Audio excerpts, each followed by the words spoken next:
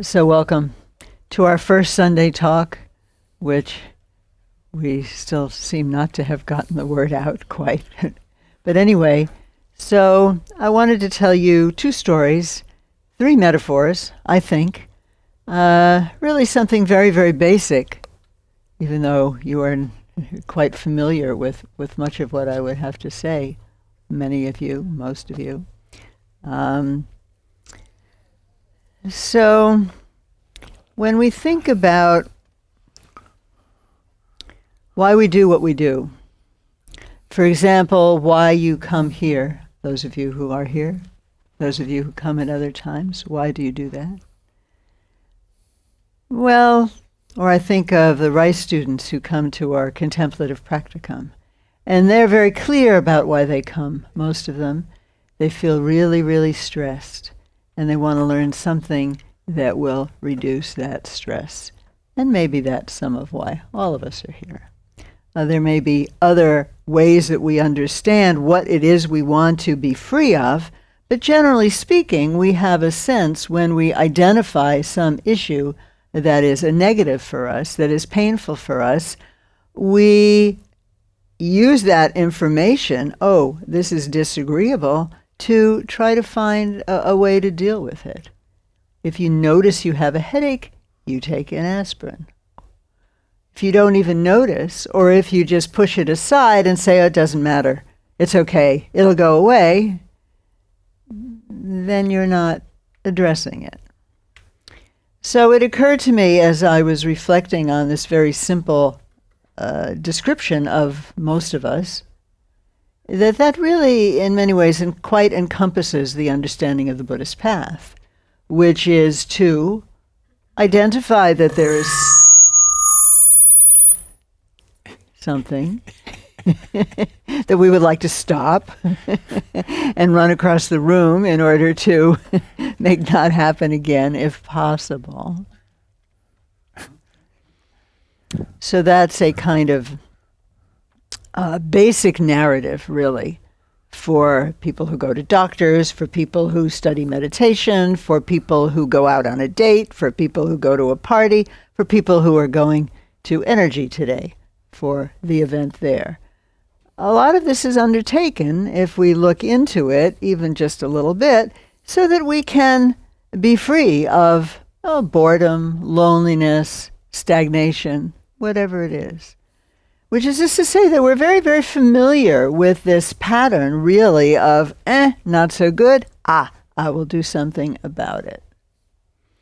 And the Buddhist path fits very much into this pattern.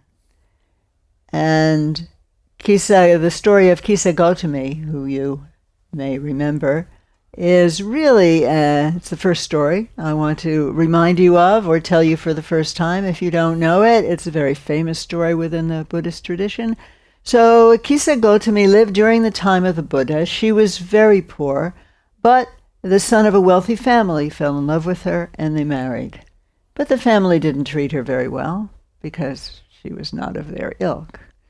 When she had a son, things changed. She was so delighted with her son, so happy. A mother's love just radiated through her. Family also began to treat her better. But then the child died, and she was devastated.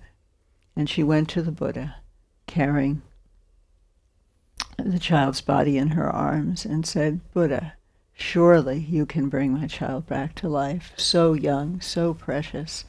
Please help me. And Buddha's response was to give her a task. And he said, see if you can bring me some salt from a household where no one has died. So she set about the task. She knocked on every door in the village and said, I need some salt, but before I can accept it from you, I need to know, has anyone died? Well, yes. My mother, my father-in-law, my sister, my nephew. In short, she couldn't find a household anywhere where death had not visited. And so slowly it dawns on her that we are all vulnerable to unfortunate occurrences. This is brought home to us in Houston pretty dramatically recently. Can't stop the hurricane. But knowing about it, we prepared as best we could. It didn't fend off all disaster, but we did what we could. And afterwards, we helped each other as we could.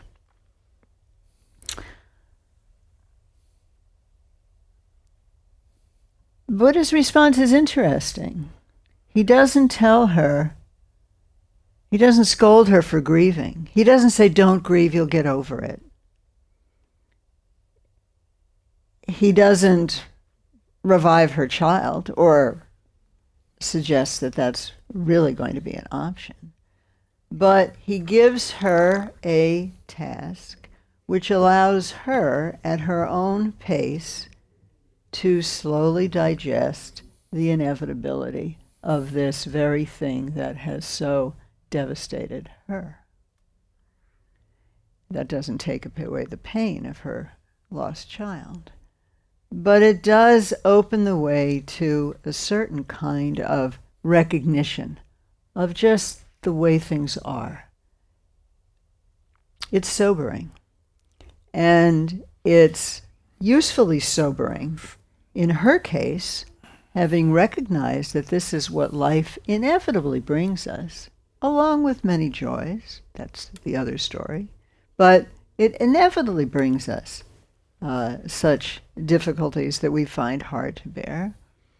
And she herself returned to the Buddha and asked to become his student, because Buddhism, like many spiritual paths, bless you, is specifically understands itself to be a way to address suffering. Doesn't mean it goes away overnight. It doesn't mean that it's not a happy face, but it's a profound invitation to look deeply into our own experience, including the painful aspects. So in the Buddhist tradition, impermanence is taught widely as a description of just how things are. That's just one side. It's very important. It's called the first noble truth, or the first ennobling truth, to recognize that this is part of the fabric of our lives. There's something else, however, that is part of the fabric of our lives that has been recognized from the very beginning of the Buddhist traditions and has become more and more of a central theme, especially actually in the traditions that we practice here. And this is that, as the Anguttara Nikaya, one of the early statements of the Buddha in the Pali Canon, says, "O friends, your mind is luminous. Your mind is pure."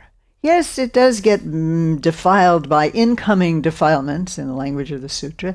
Things come in and cover over the natural luminosity, the natural goodness, the natural power of radiance of the mind, everyone's mind, yes, but that's not our nature. It's not our nature. And later on, this becomes, in later Indian Buddhist traditions, Mahayana, the great vehicle traditions, there's another way of saying this, that the mind is not fixed in any particular way.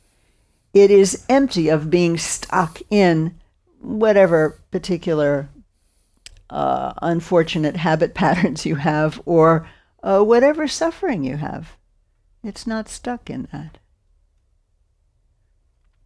And then, also, we speak of the possibility of discovering, a great discovery, another famous story from later in the Buddhist tradition, the Mahayana tradition. So, and some of you have heard this several times, it always inspires me.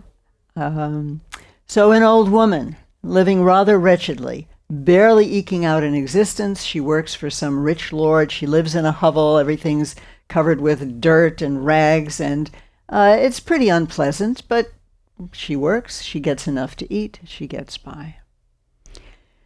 And after she's worked for this person for a number of years, and there's some kind of trust, she has found him to be truthful, And he says to her one day, old woman, you don't have to work so hard.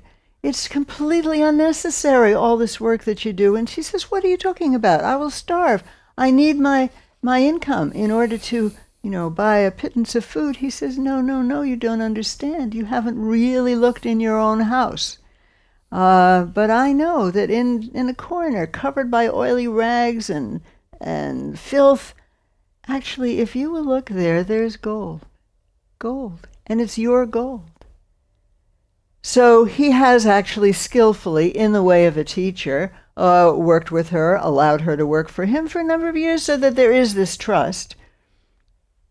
Because if someone that you didn't know were to walk up to you on the street and tell you right now, oh, you have gold in your house, or to tell you your mind is infinitely pure and radiant and your capacity is equally infinite, you would, New Age jargon or something, There has to be a relationship of trust, right, before that is believable. So for her, it was believable. She went and she looked. There was gold, and it had always been hers. She just hadn't known where to look. Very significant story for what comes to be called Buddha nature, or it comes to be called mind nature, or it becomes to be called your real nature, the way you really are, underneath and actually running through everything that is nefarious about what we do, everything that is difficult and painful. There is what we really are, which is this nature, real nature of our mind, which is pure, and which all of the practices are oriented toward revealing to us. The practice that we do starting at 11 is a practice where we have a chance to let go of the worries of past and future and just be present to sound and breath. And we may find that after we get accustomed to doing that, or if you just take a walk in nature, you just relax with friends, you just kind of let go of the usual that we hold on to that brings us stress, that there's something available. There's some kind of relaxation available. There's some kind of a vast horizon available. We love to look at the sky. We love to look out into the distance. We love to look over water. Maybe that's because instinctively we know that reflects something back to us of our own capacity. So what these stories mean is that amid all of the difficulties and challenges that we have, there is tremendous possibility. There is tremendous possibility to begin to open up our situation, to be more present to the natural infinitude of our nature, and gradually, it's gradual, to become more and more seated in that, not in denial of the difficulty and pain, but not in utter identification of ourselves as people in difficulty or pain. There's hope. There's always hope. And I saw on, I think, Facebook yesterday that Harvard University has done a study which I didn't read in detail. You could probably Google it. But the point of the study was that they have found that among teenagers, particularly teenagers potentially in distress, hope, some kind of hope being introduced made a tremendous difference. And then I thought also, you may be familiar with the Pandora's Box. I remember reading that in high school. Remember, she opens it and then all the horrors of the world come out, and then quickly it's slammed shut, but there's a little knocking, oh, let me out. And, okay, we'll open it one more time. And the very last living creature, living entity to crawl out of Pandora's box is hope. That makes it possible for us to live with our situation and within recognizing our situation. That hope. Today, hope has the name of brain plasticity. Neuroscience has discovered relatively recently, I think in the last 20 years or so, that actually our brains are always changing. It's true that there are formative periods where they change more rapidly, but the cultivation of good habits, the cultivation of watching your breath, a lot of studies have shown prayer of any kind will change your brain. Daniel Siegel spoke of a man who was 90 years old who began to practice a meditation, and it still changed his brain. So we're good, no matter how old we are. The old dog, new tricks thing, throw that out. We're always potentially a new dog, right? We always have a new day. We always have that possibility. And this is really, really central in the tradition that we mainly practice here, very connected with Longchen Rebcham, great 14th century genius poet, philosopher of Tibet. He's in the orange back there, the left hand, most left hand of those three tankas, and he always sits like this. This is partly how you know it's him. We also sit like this often, his hands and his knees. This posture is also fine and traditional, but this posture is an expression of relaxation. Relaxed. Why is he relaxed? Because at the very bottom line, everything is really okay. Doesn't look okay, but we have this profound inner luminosity, which we may not have been introduced to yet, or maybe we have in our own way, listening to music. My mother was someone who was really pretty stressed out all the time.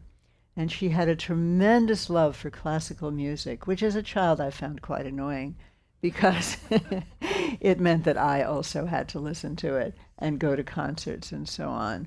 But I've really come to appreciate what it meant for her. It really was a space away from, stress. And I think many people relate to art and particularly music like that.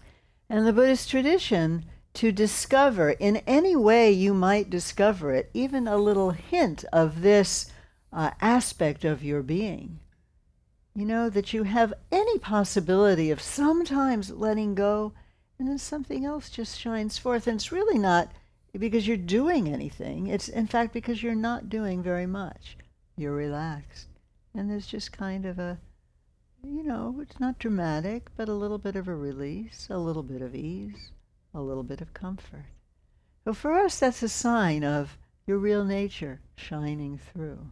And our friend Longchenpa makes a big point of this. He actually quotes about a 6th century Indian text saying that unless you get it, that you have this kind of possibility, it's very, very important. Because without that, you won't really feel that you have a possibility to move forward in a different way, and you also won't be dissatisfied with the current state of affairs. We need a little bit of dissatisfaction. Well, things could be a little better. But we all know people. We know ourselves. Sometimes, well, that's just the way it is. Bummer. Can't do anything about it. I won't vote. That's just the way it is. We're not inspired to move out in a different way unless we have a little hint that something else is possible for us. So we look for those hints. You fall in love. Wow, that's a whole different horizon, right? Or you love an animal. Oh, you just feel sweet and relaxed, right? And you pet your dog with my bird. It's just, so I do have a little more tract geography in my, mental space. It's not always stuck in a particular way. So it's very important. So recognizing when there's difficulty is a first step. Not getting stuck in that, recognizing that we all have a possibility to move past that is also crucial. So those are the 2 stories, 3 or so metaphors.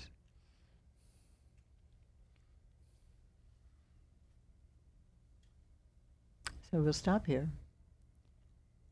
Yes, yeah. We'll stop here. We have a little break. And then we'll start the 11 o'clock meditation. And by the way, we have a lot of pie left over from a welcome back to school rice party last night. I came late. Most people had left, but they had left their pies. So they gave me pies for Dawn Mountain.